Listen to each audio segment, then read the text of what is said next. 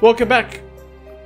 Welcome back for more Bug Fables. Last time, finally collected the entire library of lore books, and now it is time to take another read for the next half has been completed. We were leaving on, and we'll be now continuing Bugnerian Honey. Something about the pollen collected from Bugnerian flowers causes honey to be produced here to be super sweet, but also super volatile. If the honey is mixed too thick or heated up too much, it becomes alive and it turns into a being called Abama honey. Scientists are still trying to figure out what causes the honey to turn into these beasts. Many tests point towards crystal fragments in the plants of Bugneria being the culprit, but there's no conclusive proof.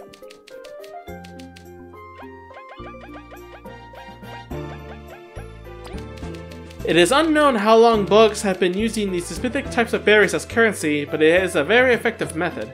Hard, long-lasting, and very bitter, these berries are almost never eaten for their horrible taste. Their small size is perfect for carrying them around too. There have been recorded cases of some bugs actually enjoying eating these berries, but almost no one can stomach their taste.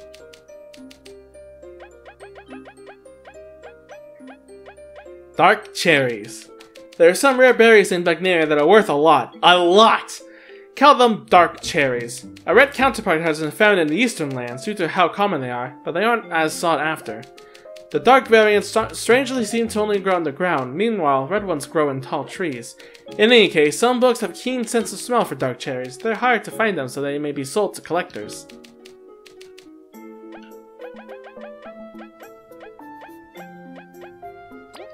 The Era of Deceit. After the Day of Awakening, not all bugs stood equal in society. Many ants, bees, wasps, and others failed to evolve with the rest. Many long disputes and frustration occurred because of this.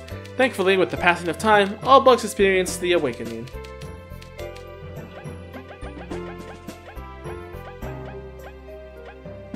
Youngling Care. Since the Day of Awakening, we mature faster, but our infant stage is still critical.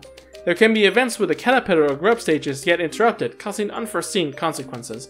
If one is not careful, the youngling can turn into a dangerous lesser bug. Nurseries must be protected and treasured at all costs so that our future generations don't suffer such a fate. That's kind of scary too. A study of magic. Magic is uncommon, and a few bugs are able to use it. Some beasts theorize that crystal exposure can grant magic powers, but testing nears no fruit. A legendary wizard that lived in these lands used to experiment with crystals to learn their magic properties, but he suddenly disappeared. And all knowledge... I had just the moment of the avatar suddenly disappeared. And all knowledge of how... But he suddenly disappeared, and all knowledge of how crystals relate to magic disappeared with him. Rumors have said that he might be living in the far grasslands, but no traces of him can be located. You guys are literally at the north location of where he lives! The Mother Crystal. Deep underground below the Forsaken Lands, it is said a massive crystal resides. Said crystal might be linked to why Bugneria is such a haven in this area. The ancient Roach text suggests it fell from the heavens during the Day of Awakening, piercing the earth. They said the earth's aura protects Bugneria and the outside world's great perils. Some say it is tied to the goddess Venus, the local deity of the Golden Settlement. Although, personally, I would prefer not to speculate using local folklore. Further study is necessary, but the termites prohibit anyone from digging under the Forsaken Lands. Until relations between the kingdoms improve, reaching that crystal is currently impossible.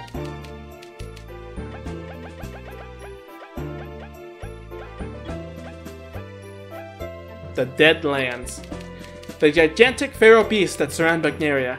It's uncanny how we've gotten used to them. It isn't the first braved the Deadlands, riddled with these creatures to ensure our peace. Although Bugneria is protected by the Mother Crystal, I struggle to write when I think of what could happen should that crystal lose its power.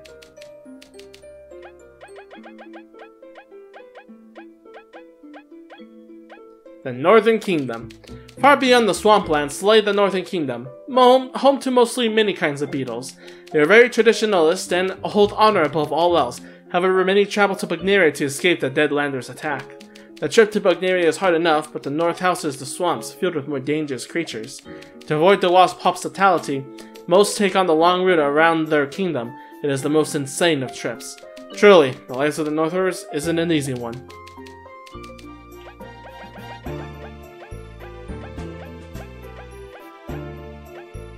The Eastern Lands. The far east of Pugnaria lay the dead lands we fear so much. Monsters everywhere and a feeling of utter dread. Who knows how, but I braved through the odds. Eventually, I reached the Eastern Kingdom. It is still different compared to Pugnaria. It has many exotic fruits and materials that cannot be found in our kingdom. Many of its residents live in a very close community that shun outsiders. The only exception to this seems to be a rare species of bug that resemble fruits. Although friendly, other eastern bugs appear to stay clear from them. Is their smell too sweet? If I don't make it back to Pugnaria, I'm glad I got to meet them.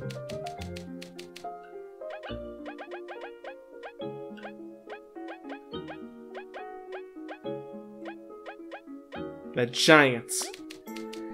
Every day, more ancient artifacts pop up. Given their size and unknown purpose, Scholar believes giants roam these lands. They could have existed all over the known world, in giant kingdoms to protect them from the Deadlands.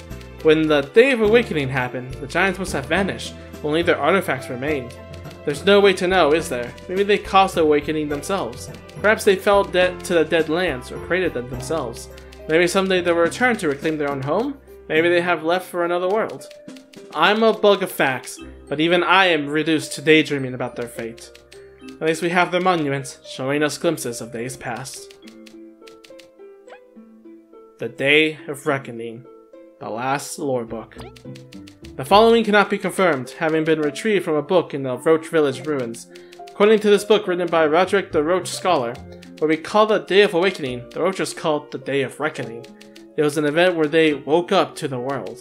They shared our belief that before that day they were not different from the lesser bugs amongst us.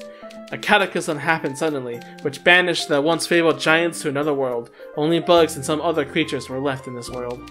After said cataclysm, the roaches became sentient, giving birth to civilization. The other books by Roderick mention fires raining down from the sky and destroying the earth. Expeditions have not found craters or traces of such a disaster. A constant mention in Roach text suggests it was a big part of their culture. Or could it be a religious creation myth? Roderick, why were you lying? Were you lying? How are we supposed to find out? Curses. I'll keep this book hidden away until I can find the truth. I'll head toward the Eastern Lands once more, if I have to. And that is all of them. The lore is completed, the quest is completed, everything is done. Next time, we're heading out to Rubber Prison. See you guys then.